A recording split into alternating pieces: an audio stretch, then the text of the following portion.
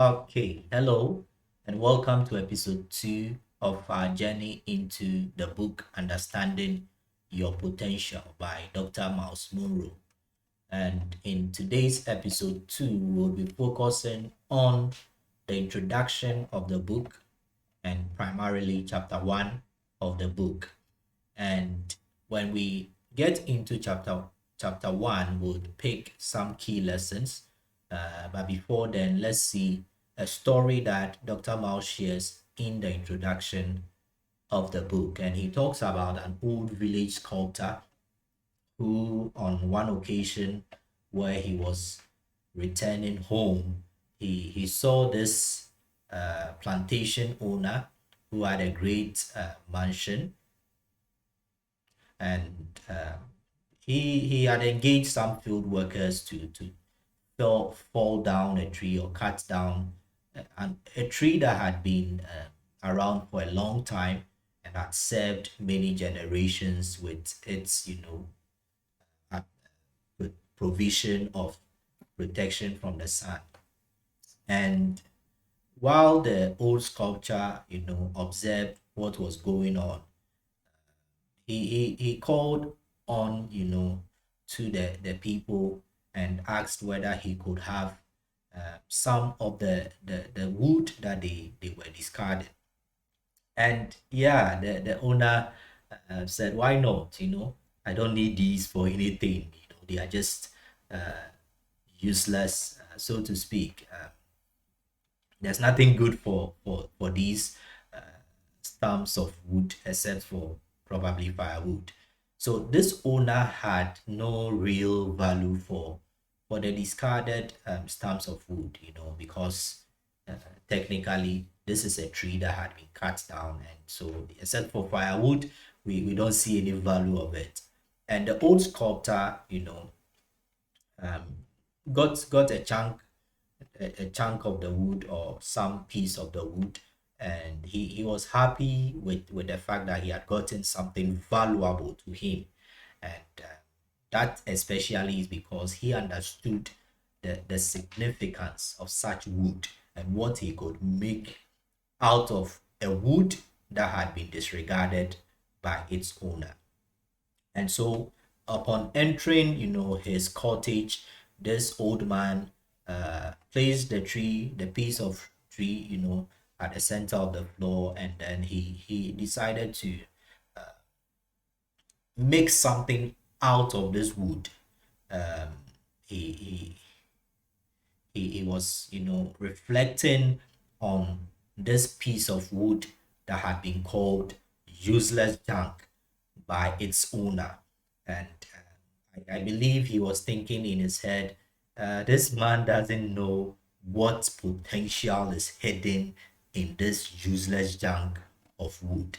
And the sculptor was able to, work on this wood, and he set it free uh, from its state of seemingly useless capacity.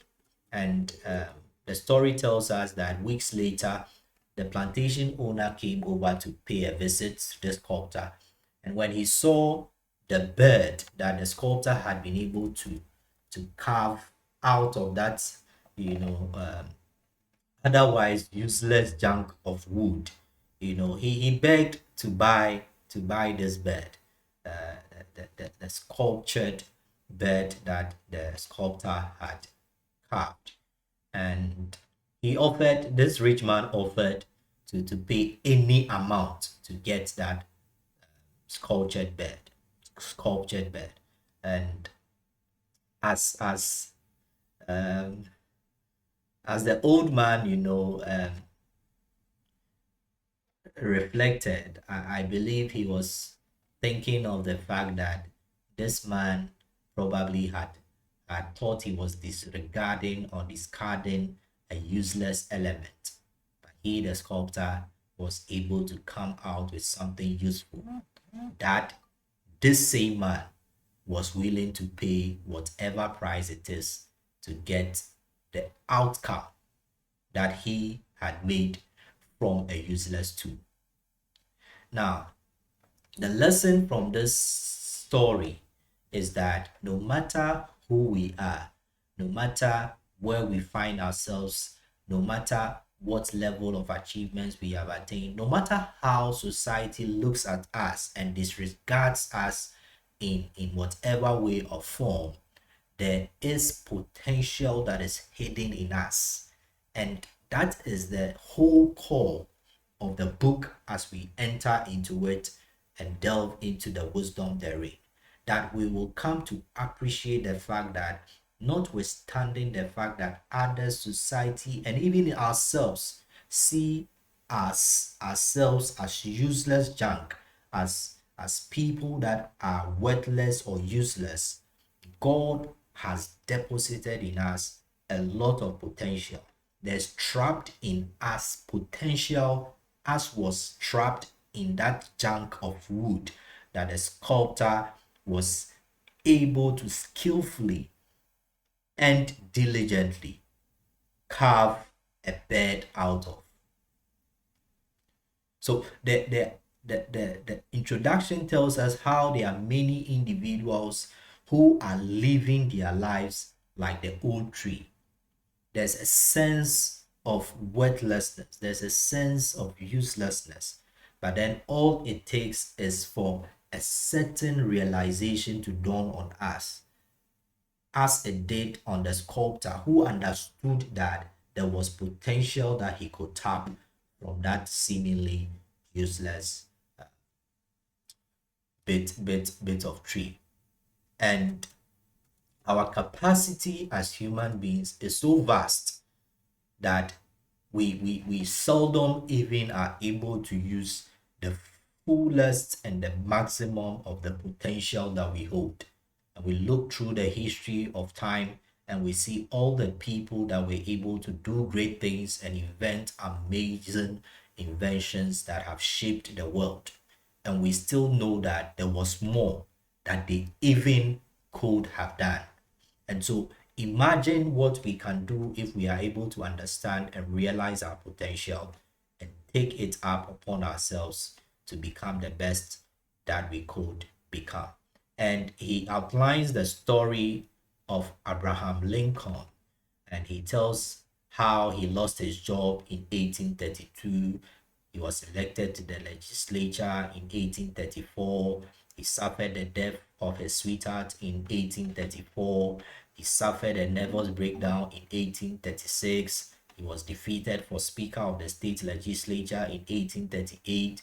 He was defeated for nomination for Congress, and all these happenings, around his life until the point where he was elected President of the United States in 1860. And so we see all the ups and downs, all the vicissitudes of life that he had to, endure, and the defeats and all the pain that he had to go through. But ultimately, he was able to live, to the maximum that he could and impact as many lives as he could from being a president and from his engagements. So the primary thing we must realize is that we have potential. God created us, God created everything with potential in it. And in every seed, there is a tree. In every bird, there's a flock. In every fish, there's a school. In every sheep, there's a flock. In every cow, there's a head. So there's always potential trapped or hidden in everything that exists under the sun, including the inanimate things. All the things that have been invented, the key you can talk about, the pen, the book, all of them have potential in them if we are able to use them as they are originally designed to be used. And Dr. Myles tells us the Bible story of the sharing of talents. And this is a story we would find in Matthew 25 from the verse 14, the parable of the three servants who were given talents by their master. And it's interesting to realize that in the verse 15 of Matthew 25, it says he gave 5 bags of silver to one, 2 bags of silver to another, and 1 bag of silver to the last, dividing it in proportion to their abilities. He then left on his trip. This gives an indication that each of them had ability, each of them had capacity, each of them had potential. And so this man, this businessman who had these servants, had in mind that each of them had potential. And so his investment in them was according to the potential they had. It didn't mean that the one who had talent had no potential. He wouldn't have gotten any money entrusted in his care. So the primary principle is that every one of us has potential. We may vary in the potential that we have, but the ultimate truth is that we all have potential. Now, what we do with that potential is what determines our outcome in life. And this master, upon returning from his trip, came to meet that the one who received 5 bags of silver had earned 5 more. The servant with 2 had earned 2 more. But the servant, 18 of Matthew 25, but the servant who received the 1 bag of silver dug a hole in the ground and hid the master's money. So he hid the talents that he could have multiplied. He says, I was afraid to misuse the talent. And this is an individual who did not know and understand the potential he had to double such talent that he had received. We are responsible for the potential stored in us. He says in the book, we must learn to understand it and effectively use it. Too often, our success prevents us from seeking that which yet lives within us. Success becomes our enemy as we settle for what we have. Refuse to be satisfied with your last accomplishment, because potential never has a retirement plan. This is another key point you have to keep in mind. The potential has no retirement plan. And so there's a lot that we can give off in our abilities all through our lifetime, even to the grave. And therefore, we want to die having used the maximum of this potential that we have. So we move to the chapter 1 of the book, where we get to find the definition of potential and a few other wisdom keys therein. And chapter 1 is titled Everything in Life Has Potential. And it begins with all men are sent to the world with limitless credit, but few draw to their full extent. May this not be our story.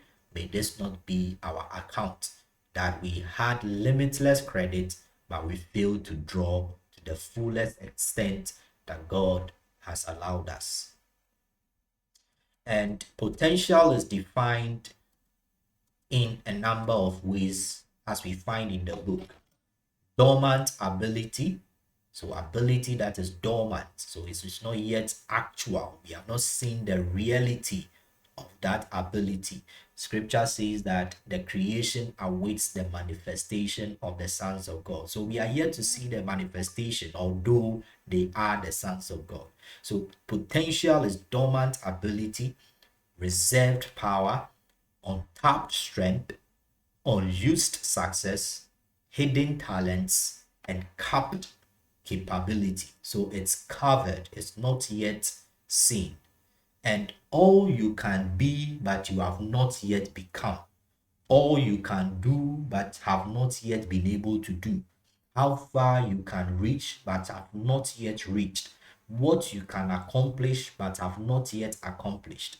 Potential is unexposed ability and latent power. And by latent, we talk about something that cannot be directly seen or clearly seen. We can make inferences, but we cannot see it. And so it is yet to come out in clear terms.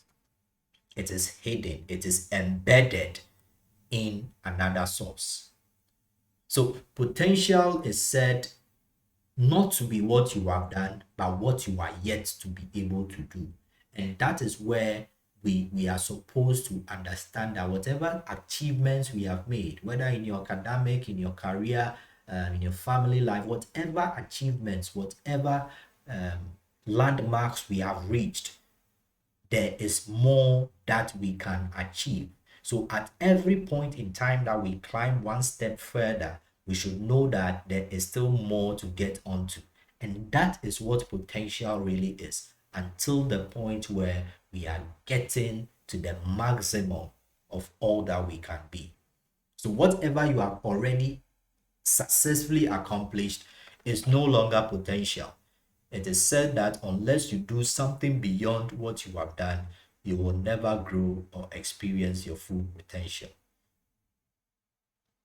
Once again, we want to remember that potential never has a retirement plan. Your potential never has a retirement plan.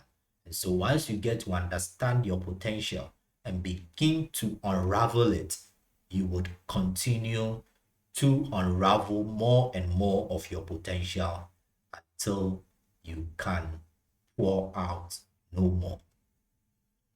So the potential principle is explained in the chapter 1, and Dr. Myles uses the example of a seed and says that if I held a seed in my hand and asked you, what do I have in my hand? What would you say? And it's obvious there are some that will say that's a seed, and that is true. But there's also the dimension where we are able to see a forest in his hand. We are able to see a forest, a tree in that seed. Because in every seed there is a tree, and in every tree there is fruit or flowers with seeds in them. And these seeds also have trees that have fruits that have seeds, that have trees that have fruits that have seeds. So in essence, what you are seeing is not all that there is, and that is potential. So no matter, you may have gotten to some stage in your life where you feel you have accomplished, but potential tells you that there is more. All that we see is not all that there is. You may think that you are useless because things are not going as you wish them to be. Like the old tree that was felled in our introduction, you may feel that you are now useless because you have been cut down, and that bit of your relevance in providing shade to the people for generations is no longer there. But even in that state of having been felled, potential tells you that there is something more that can be done. You can be used for another purpose. You may no longer be able to provide shade, but there's something else that you can be carved into and become more pricey than you were before. Not what is, but what could be is the identity of potential. And God created everything with potential. Nothing is instant, is the next key thing in the chapter. And this helps us to understand that, and as we mentioned from the foreword and the main lesson in there, under the ills of society that we examined, nothing is instant. So members of our society, young people, individuals that are looking for a quick way towards success, we need to come to understand that there is no shortcut to sustainable success and progress. It takes time, it takes effort, it takes diligence, it takes consistency for us to be able to be fruitful and multiply and replenish the earth as God has blessed us to. It takes a lot of engagement with our potential, with a vision for our life, and in consistently working as diligent people. The Bible says that, have you seen a man who is diligent in his works? He will not stand before mere men, but he will stand and serve before kings and great men. So nothing is instant. So although we have potential, God has given us potential. He gives us space to expand, and that expansion is not instant. It takes time, it takes effort, and it takes consistency. The next main thing from the chapter is that we shouldn't settle for what we already have. Potential is always present, waiting to be exposed. It says it demands that you never settle for what you have accomplished. Don't accept your present state in life as final, because it is just that, a state. Don't be satisfied with your last accomplishment, because there's more that you can accomplish. There's yet a lot of things that you are even you have even not been able to perfect in many areas of your life. So don't be limited by what you have already achieved, or by the thoughts that you are even failing in some particular dimensions. You are full of potential, and every year, every day, every minute is an opportunity to expand that potential. Never accept success as a lifestyle. It is but a phase of your life. So one level of success should be considered as a phase in your life that gives you permission to move to the next level of success.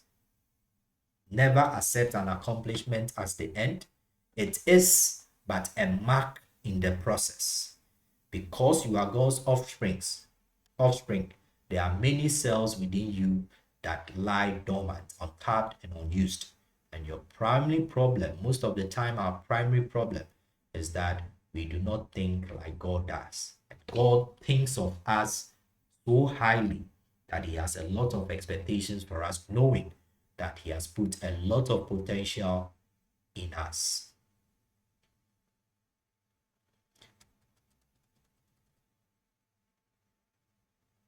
And this is the core of the chapter for me. Don't die with my things. So imagine God talking to us, talking to you at this moment, that there's potential I have hidden in you. There's a lot that I have made capable in you, such that you can achieve a lot, notwithstanding your state at this moment, whatever you may feel is not right, or even the successes you have chalked. There's a lot more that you can achieve. And therefore, he tells us, as we discussed in the previous episode, on how the cemetery is described in the book as the richest and wealthiest place on earth.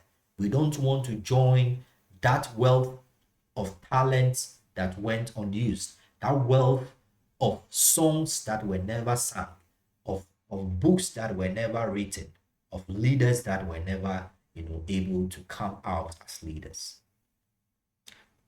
Some questions are asked in here. What would the world have lost if you had not been born? What will the world lack because you fail to live out your potential? Will you carry songs, books, inventions, cures, and discoveries to your grave? You want to ponder over this. You want to apply yourself to becoming the best that you can become. And as we journey through the book, it is my hope that we would all get to uncover our potential, understand our potential, and be able to use it to the full. John 12:23 to 24. Jesus compares himself to a kernel of wheat that falls into the ground. And it says that except a seed of grain falls to the ground and dies, it abides alone. Yet if it falls in there and it is able to die, it will come forth, sprout forth, and yield many fruits. Within Jesus, the book says, was the potential to bring millions of people to God. So all the the plans of Herod, all the things that he went through, even onto the cross. All of these things did not stop the potential of millions being drawn unto God from being truncated. And this was also because he was committed to the cause. He understood the assignment and he understood what his death could mean to mankind. So we also have to come to that mindset where we understand the potential we have to bring restoration to millions and millions of people through the success that you will achieve, through your diligence at work and in your education, and through the family that you build. If you're a family person, a married man, a married woman, how you are able to bring your children up, how you are able to establish a family of love, you would have been extending that potential of creating new generations that come to understand the essence of love in family. And you would have built a whole generation of your children and children's children who would take after your lead and example. There's a lot of potential in all of us, but it is up to us to determine that this potential will not die with us, would use all the credits that we can that God has given to us. And by this, we come to the end of the chapter.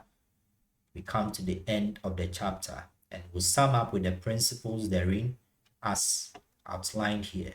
God created everything with potential. Number 2, nothing in life is instant. Number 3, everything in life has potential to fulfill its purpose. Number 5, don't. Number 4, don't be satisfied with what you are now. Number 6, don't. Okay, so that's number so 1, 2, 3, 4, 5. Number 5, don't die without using your full potential. And number 6, the greatest tragedy, the greatest threat to your progress is your last successful accomplishment. So the principles we end with is that number 1, God created everything with potential. Number 2, nothing in life is instant. Number 3, everything in life has the potential to fulfill its purpose. Number 4, don't be satisfied with what you are now. Number 5, don't die without using your full potential. Number 6, the greatest threat to your progress is the last success that you chalked. Don't let it become the limitation to your next level of potential revelation. Thank you. I hope this part, this lesson, this episode in the journey of understanding our potential has been useful and you found it fruitful. See us in the next chapter where we'll be moving to chapter 2 of the book, The Source of All Potential. Until we meet again, stay positive and stay safe.